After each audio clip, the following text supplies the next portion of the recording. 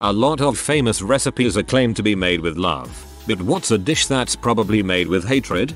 My mom makes killer mashed potatoes. 0 lumps. Does it by hand. I think that's why she was never physically abusive toward us.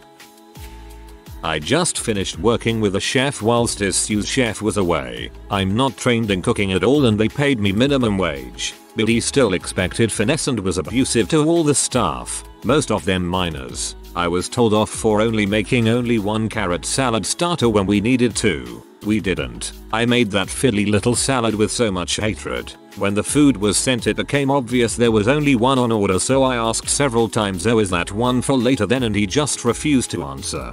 Love the sass. Head chef needs to move on. No need to being a jerk when it's already hot and uncomfortable in the kitchen, especially to minimum wage workers.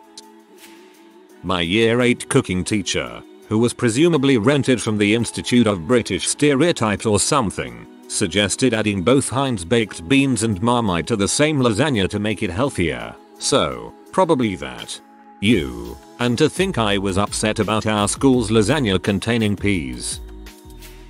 My mom's snail stew. My mom rents a plot of land for growing organic veggies as a hobby. Now, every dang year an army of snails invades her crops. She got so fed up one time that she spent hours collecting them all and then cooking them in a spicy stew. Bear in mind, I'm from northeastern Spain, we eat snails, so it's not weird at all. Anyway, it was the best snail stew we ever had, and it was 1000% made with pure, unadulterated hate towards the main ingredient. Anyway, she makes it several times every summer now. It's always fantastic. You're lucky, we mostly get naked snails who are not edible and just annoying.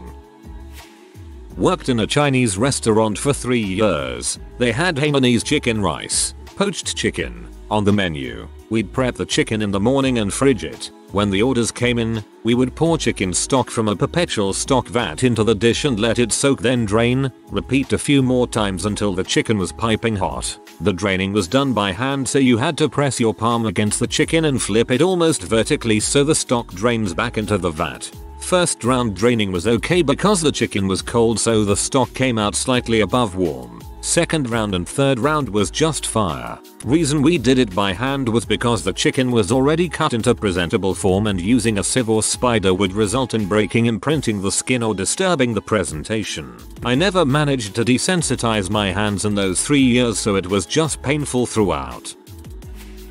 Fried dough fritters. The twin sticks of fried dough you pull apart before eating, usually with porridge, mostly an East Asian cuisine. They were first created to send a tyrant and his concubine to heck. Backstory: there was this tyrant and his concubine, rumored to be a 9-tailed vixen, who were completely mad and cruel.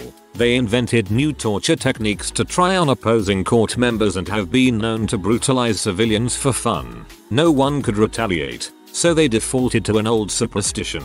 That was, apparently by using magic and all, souls could be caught and stuffed into a bottle. If the soul belonged to an evil person and was causing havoc by haunting and tormenting people, the soul would be punished. How? Deep frying. The bottles would be tossed into vats of hot oil. By frying the souls, they experience all the pain of actually being deep fried. This would cause resentment and anger. The resentment would grow so deep that their souls would fall into heck, the 18th level, and can never be reincarnated, because they would be unable to let go of the pain and anger. The peasants, not knowing magic, made simple stand-ins of dough and heartfelt wishes of eternal damnation, then fried it. If one person tries and fails, that's okay, because thousands of people would do this every morning. Sooner or later, someone has to succeed and send a couple a speedy one-way ticket to heck. Nowadays, fried dough fritters are just nice with hot, thick, congee rice sprinkled with chopped onion greens and slivers of shredded boiled pork.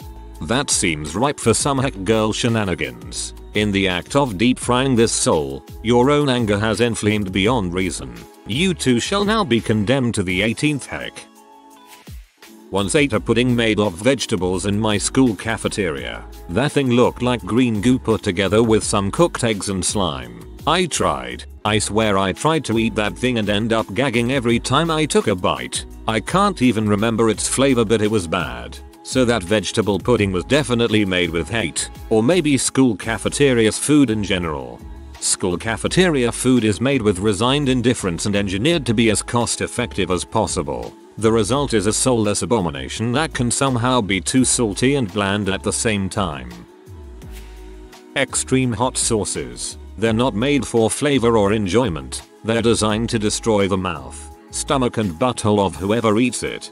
True story. I mix the crazy hot sauces with special paint and apply it to the bottom of my boat. It is enough of an irritant that it keeps barnacles and other marine life from growing on the hull.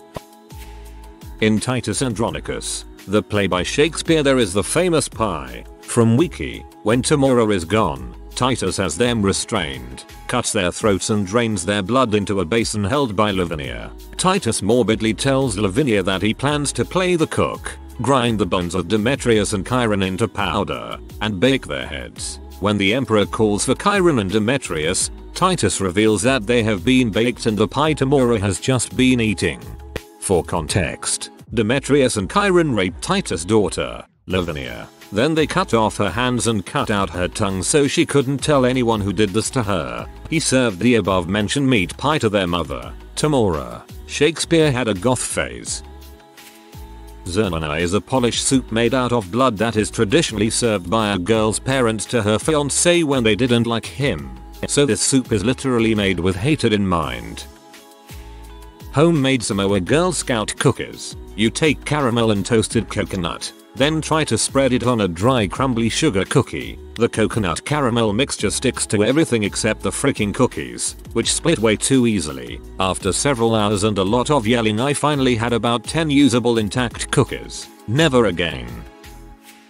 Potato chips were supposedly invented out of spite. Supposedly the story goes some rich guy kept complaining that the cook, a guy named George Crumb, kept messing up the potatoes he was serving. So George sliced the potatoes really thin, fried them to a crisp, and salted them. The customer loved them and other customers started ordering potatoes that way. Thanks for the awards.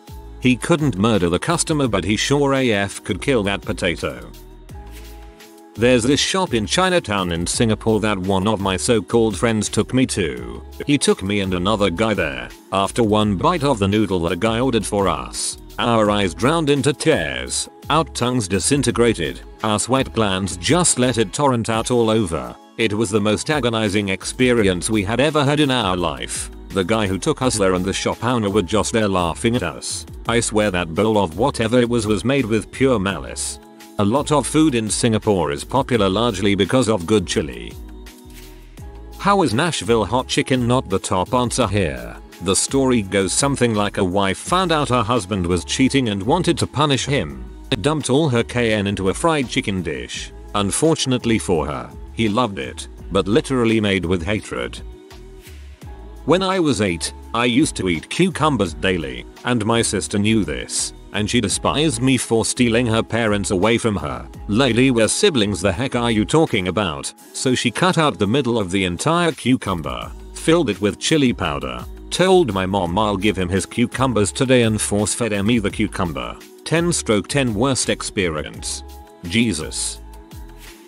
The birds are caught with nets set during their autumn migratory flight to Africa. They are then kept in covered cages or boxes. The birds react to the dark by gorging themselves on grain, usually millet seed, until they double their bulk. The birds are then thrown into a container of armagnac, which both drowns and marinates the birds. 13/14. The bird is roasted for 8 minutes and then plucked. The consumer then places the bird feet first into their mouth while holding onto the bird's head. The ortolan is then eaten whole, with or without the head, and the consumer spits out the larger bones. The traditional way French gourmands eat ortolans is to cover their heads and face with a large napkin or towel while consuming the bird. The purpose of the towel is debated. Some claim it is to retain the maximum aroma with the flavor as they consume the entire bird at once. Others have stated tradition dictates that this is to shield, from God's eyes, the shame of such a decadent and disgraceful act.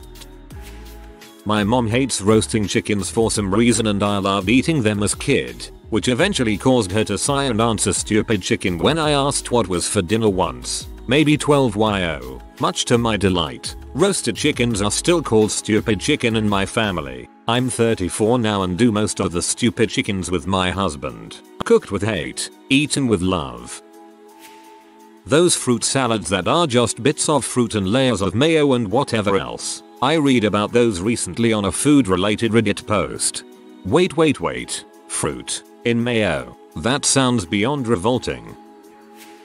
The Icelandic delicacy that is fermented Greenland shark meat, usually served with a 40% schnapps made from potatoes. No one in Iceland really likes it. It's made out of pure spite for ourselves mostly, but we tolerate the taste and the booze to see tourists vomit. Added bonus if it's the Danes. True story, the original Nashville hot chicken recipe was a recipe for revenge that turned into a recipe for success. The lady who made the recipe made it because she found out that her boyfriend was sleeping around behind her back. So she was gonna to get him back by making a chicken breading that was so hot that it was almost impossible to eat. What she didn't knew at the time was that he loved spicy and loved the chicken so much that he told his entire family. When she realized that her plan backfired, she decided to cook for his whole family and made chicken that was even hotter than before. Even though the chicken is too hot to taste, they all loved it and wanted more. It was though when she finally told them that what he did in the dinner was supposed to be her revenge. The guy and his family felt bad, so they opened a small diner for her if she continues to make the chicken. And the rest is history. Even though she doesn't have the legal trademark rights to the word Nashville hot, everyone from Nashville knows who she is and is now a millionaire. Scrapple. My grandma would eat that it smelled awful. Actually most anything she cooked for breakfast. She would make long cooked cream of wheat and fill it with so much dried onion and hot sauce it was light orange and looked like oatmeal. Served with instant coffee with instant creamer. We called her the Iron Stomach. Scrapple is so good if you fry it hard and eat it with potatoes. That onion cream of wheat does sound like demon's breakfast. Excessively spicy curries that you only find in British Indian restaurants. Oh, you want it spicier, do you, Mr. Robinson? How about friku hot? Is that hot enough? Maybe. Seizure because you're cooking from the inside hot. Yes. Maybe frick off back to India, except when I am heavily inebriated and would like to eat parodies of your national cuisine because I'm an ignorant imbecile with genitalia that does not meet my own unrealistic expectations. Hot. Please enjoy your meal. Here is a complimentary poppadom. Please be careful not to choke on it. That dialogue sounds like something out of Rowan Atkinson's Indian restaurant skit. Aspic was a woman's right to choose before there was one. I firmly believe it was a passive-aggressive torture device to get back at having to be a homemaker. There is this soup made from duck's blood in Poland. Yeah, probably this one. Like, somebody actually thought, oh, it'll be an awesome idea to bleed the duck into the soup. I also heard it was served when a family was gonna say no to an engagement proposal. Look up duck press. We did this back in Edwardian times in Britain too. The duck was pretty dead though.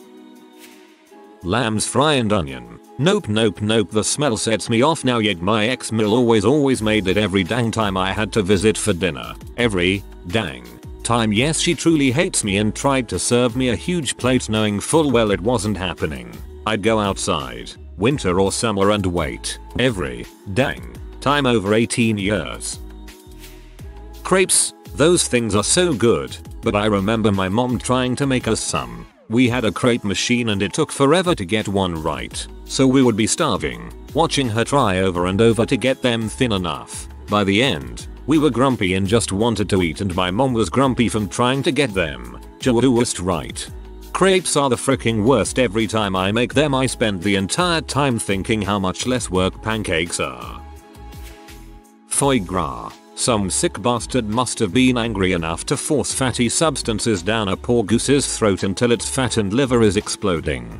Actually, the reason it was such a prized delicacy for centuries is that it was just pure luck to get it just prior to migrating. Here will gorge themselves and will end up with all that day in their liver that is turned into the energy they need to fly to their destination.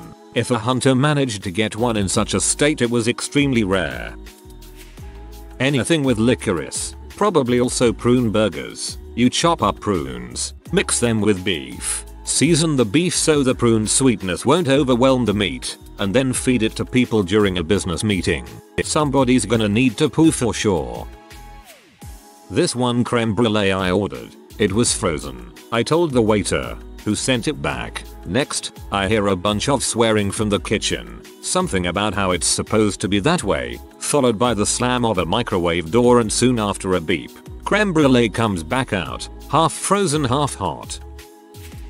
My mother once tried to make low-fat, low-calorie frosting for a low-fat pound cake she bought for my last day of school for the year. She was convinced we were all too fat to eat the real stuff. Anyway, whatever she created required a knife to cut and stood on its own. I'm pretty sure everyone suffered, including the frosting. If you are new to the channel, you can subscribe. I publish new videos every day. Until then, check another video.